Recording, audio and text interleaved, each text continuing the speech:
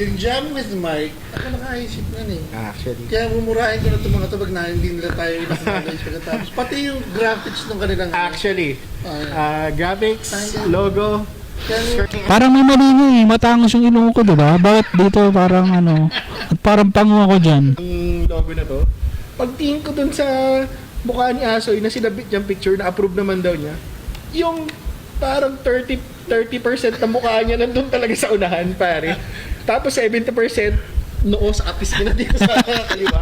So, pansinin mo, wala, 20%, eyebrow, mata, kapirasong ilong, saka yung labi niya. Sa ba't parang ang dumi ng mukha ko dyan? Ha? Tapos, Parang may tira-tira pa din sa pagkaahit sa May tutsyan.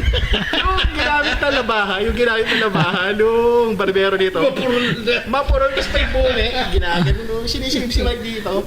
May natira mga 3-4 May tutsyan.